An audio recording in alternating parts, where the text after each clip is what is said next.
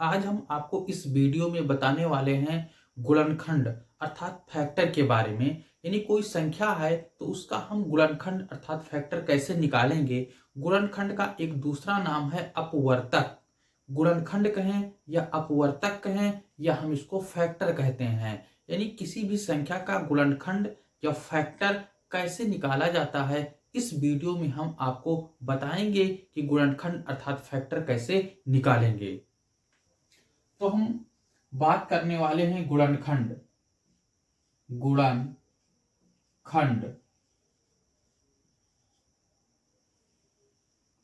इसको इंग्लिश में फैक्टर कहते हैं। फैक्टर, फैक्टर मीन्स गुणनखंड। मान लेते हैं कोई संख्या 12 है। 12 इसका गुणनखंड हम कैसे ज्ञात करेंगे अर्थात इसका हम फैक्टर कैसे निकालेंगे।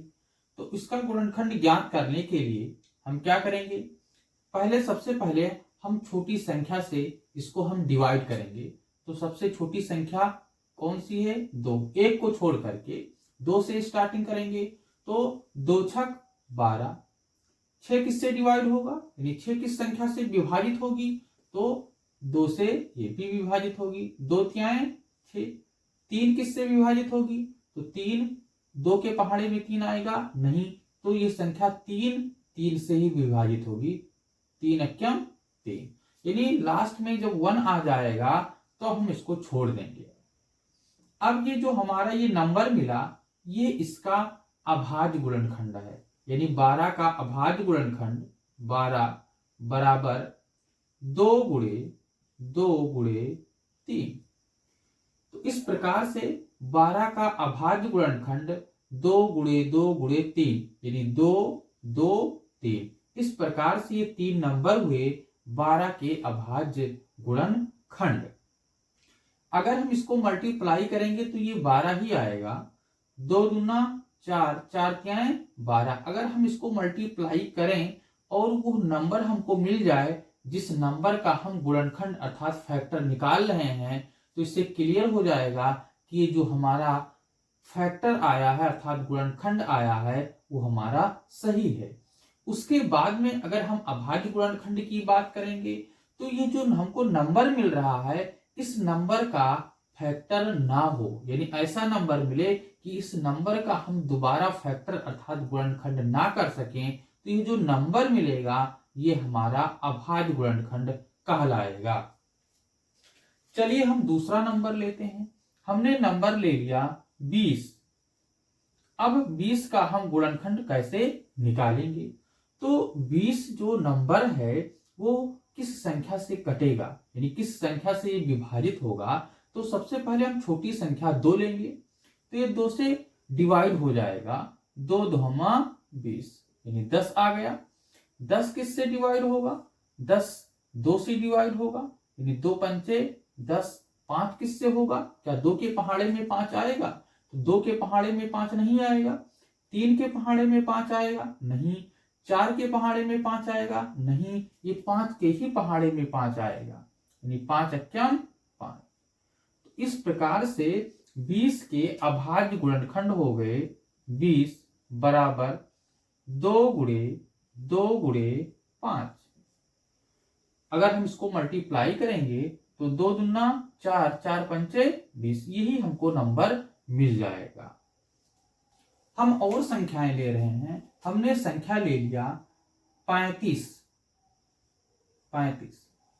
अब हम इसका फैक्टर अर्थात गुणनखंड निकालेंगे। तो क्या ये 2 के पहाड़े में आएगा? नहीं। 3 के पहाड़े में आएगा? नहीं। 4 के पहाड़े में आएगा? नहीं आएगा। 5 के पहाड़े में आएगा? 5 के पहाड़े में आएगा, यानी 5 सते 35।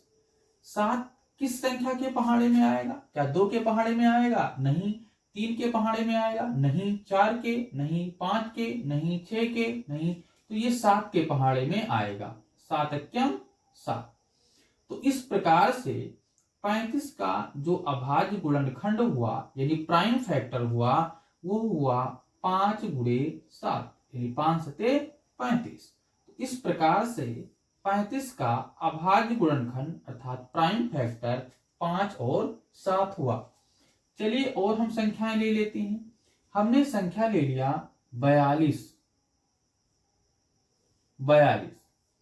अब ये किस संख्या से डिवाइड होगा? क्या ये 2 के पहाड़े में आएगा? तो हाँ, ये 2 के पहाड़े में आएगा। अगर लास्ट में यानी इकाई के अंक में 0 रहे या 2 रहे या 4 रहे या 6 रहे या 8 रहे, तो ये संख्याएं 2 से विभाजित होती हैं, अर्थात डिवाइड होती हैं। अगर कोई भी नंबर उसके इकाई का अंक 0 हो या 2 हो या 4 हो या 6 हो या 8 हो, तो ऐसी संख्याएं 2 से विभाजित होती हैं। तो अगर हम इसकी बात करेंगे तो लास्ट में 2 है, अर्थात ये 2 के पहाड़े में आएगा, अर्थात ये संख्या 2 से विभाजित होंगी। तो 2 दूना 4, 2 अक्यम 2।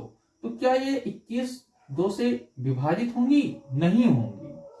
चलिए हम 3 से इसकी टेस्टिंग करेंगे। क्या ये 3 के पहाड़े में आएंगी? हाँ, 3 सते 21। 7 किससे डिवाइड होगा? क्या 2 के पहाड़े में 7 आएगा? नहीं। 3 के पहाड़े में 7 आएगा? नहीं। 4 के नहीं, 5 के नहीं, 6 के नहीं, तो ये 7 के पहाड़े में ही 7 आएगा।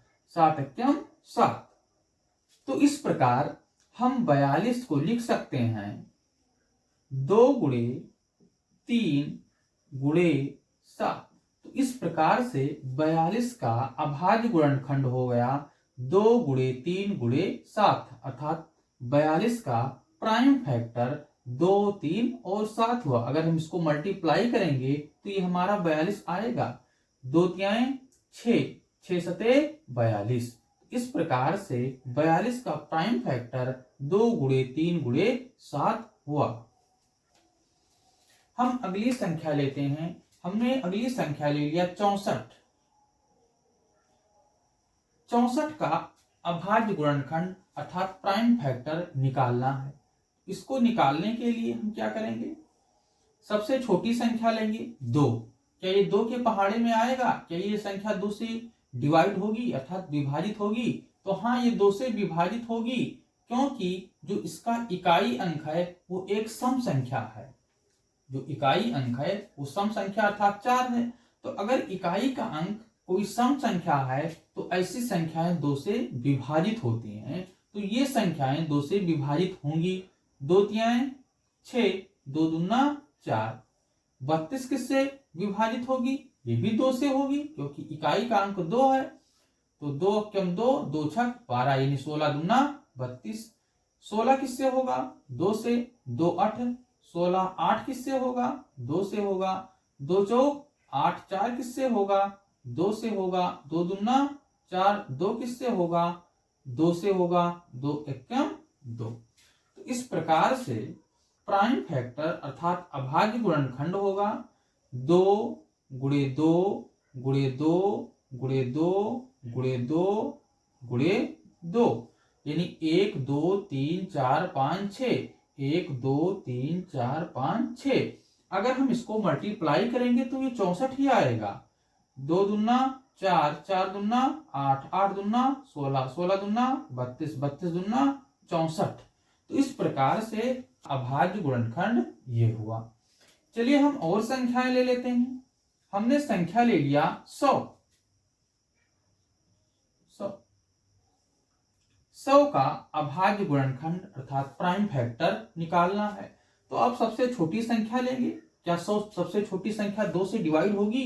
तो हाँ, होगी, क्योंकि इकाई का अंक 0 है। हमने बताया था कि अगर इकाई का अंक 0 हो या कोई सम संख्या हो तो ऐसी संख्याएं 2 से डिवाइड होती हैं। चलिए 2 पंचे 10 और ये 0 हो गया, यानी 50 दूना 100 हो गया।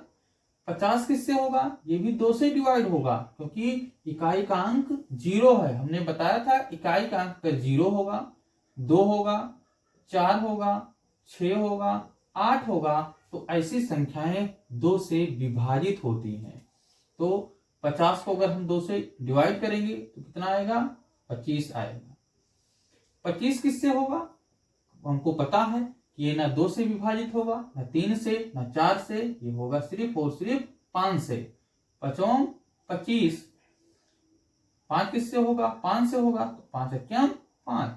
तो इस प्रकार से 100 का अभाज्य गुणनखंड 2 गुणे 2 गुणे 5 गुणे 5 हुआ। अगर हम इसको मल्टीप्लाई करेंगे तो ये 100 ही आएगा। 2 दूना 4, 4 पंचे 20, 20 पंचे 100 हो गया। तो इस प्रकार से 100 का अभाज्य गुणनखंड 2 गुणे 2 गुणे 5 गुणे 5 हुआ। अगली संख्या हम लेते हैं 81। 81 इसका हम गुणनखंड निकालेंगे अर्थात अभाज्य गुणनखंड निकालेंगे। अब ये किस संख्या से डिवाइड होगी? क्या ये 2 से डिवाइड होगी, यानी क्या ये 2 से विभाजित होगी? तो ये 2 से विभाजित नहीं होगी। क्यों नहीं होगी? क्योंकि इकाई का अंक कोई सम संख्या नहीं है, तो इसलिए 2 से विभाजित नहीं होगी। अब हम 3 से की बात करेंगे, क्या ये 3 से विभाजित होगी? तो हाँ, 3 से विभाजित होगी। तो 3 से विभाजित होने का एक शॉर्ट ट्रिक है, ये जो संख्याएं दी गई हैं इन संख्याओं को हम जोड़ लेंगे। 8 और 1 9 होगा, तो 9 क्या 3 के पहाड़े में आएगा। इसका मतलब ये हो गया कि 81 3 से विभाजित होगी। चलिए 3 से इसको विभाजित करते हैं। 3 दूना 6, 21 हो गया। 3 सते 21। 27 किससे होगा? तो 27 किससे होगा? 7 और 2 9 हो गया। तो 9 किससे? क्या 3 के पहाड़े में 9 आ रहा है। इसका मतलब कि 3 से डिवाइड होगा, यानी 3 9 27। 9 किससे होगा? 9 3 से होगा। 3 त्रिका 9, 3 किससे होगा? 3 से होगा। 3 एक्यम 3। तो इस प्रकार से 81 का अभाज्य गुणनखंड हुआ 3 गुणे 3 गुणे 3 गुणे 3। अगर हम इसको मल्टीप्लाई करेंगे तो 3 त्रिका 9, 9 त्रिक 27, 27 81। इस प्रकार से 81 का अभाज्य गुणनखंड अर्थात प्राइम फैक्टर 3 गुणे 3 गुणे 3 गुणे 3 हुआ। चलिए हम और संख्याएं ले लेते हैं। हमने संख्या ले लिया 343। 343 इसका हम प्राइम फैक्टर अर्थात अभाज्य गुणनखंड निकालेंगे। तो 343 किस संख्या से डिवाइड हो रहा है? तो ये ना 2 से होगा, ना ये 3 से होगा, ना ये 4 से होगा, ना ये 5 से होगा, ना ये 6 से होगा। ये संख्या 7 से डिवाइड होगी। चलिए इसको हम डिवाइड करेंगे। 7 चौक 28, 34 में से 28 घटाएंगे तो 6 आएगा, यानी 63 हो गया। 7 9 63।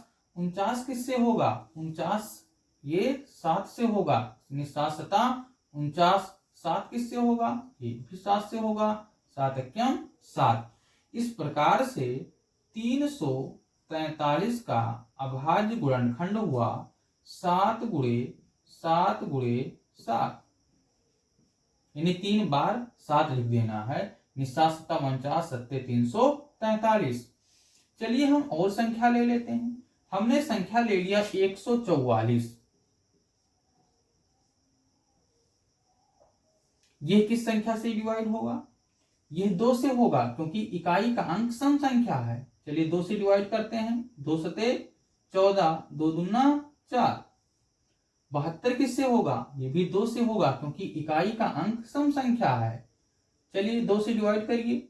2 3 6, 2 6 12। 36 किससे होगा? ये भी 2 से होगा, क्योंकि इकाई का अंक सम संख्या अर्थात 6 है। 2 क्यम 2, 2 8 16। 18 किससे होगा? 2 से। 2 9 18।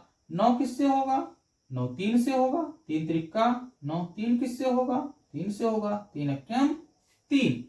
तो इस प्रकार से 144 का अभाज्य गुणनखंड अर्थात प्राइम फैक्टर 2 गुणे 2 गुणे 2 गुणे 2 गुणे 3 गुणे 3 हुआ।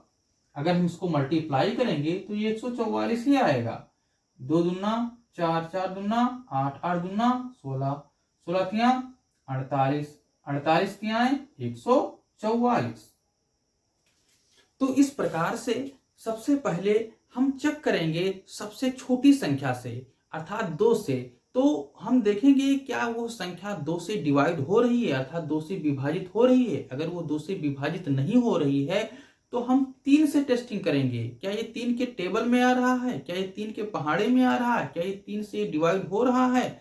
अगर वो 3 से डिवाइड हो रहा है तो हम उसको डिवाइड करेंगे अर्थात विभाजित करेंगे। अगर वो संख्या 3 से विभाजित नहीं हो रही है तो उसको हम 4 से विभाजित करेंगे। अगर वो 4 से नहीं हो रही है तो 5 से नहीं हो रही तो 6 से। इस प्रकार से इसका सीक्वेंस हम बढ़ाते जाएंगे।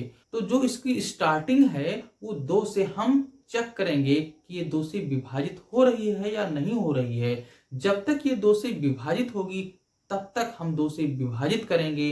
अगर जहां पे विभाजित 2 से नहीं होगी उसके बाद में इसके आगे की हम संख्या को लेंगे अर्थात 3 लेंगे।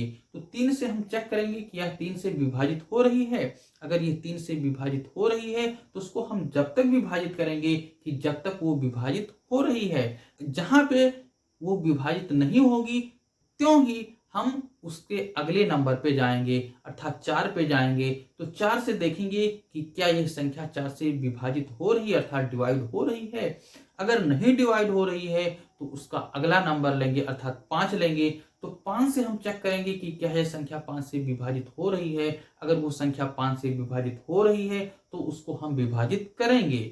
जहां पे विभाजित नहीं होगी त्यों ही हम अगला नंबर 6 ले लेंगे। क्या ये संख्या 6 से विभाजित हो रही है। अगर वो संख्या 6 से विभाजित हो रही है तो हम उसको विभाजित करेंगे। अगर वो संख्या 6 से विभाजित नहीं हो रही है तो हम अगले नंबर पे जाएंगे अर्थात 7 पे जाएंगे। तो इस प्रकार से हम इसकी टेस्टिंग करेंगे कि क्या ये संख्या 2, 3, 4, 5 से विभाजित हो रही है। अगर विभाजित हो रही है तो हम उसको विभाजित करेंगे। उसके बाद में जो नंबर आएगा जिन जिन संख्याओं से ये विभाजित हो रही है सबको हम मल्टीप्लाई करके उसके बाद में हम उसके बराबर जिस संख्या का हम गुणनखंड अर्थात फैक्टर निकाल रहे हैं उसके बराबर हम उसको लिख देंगे।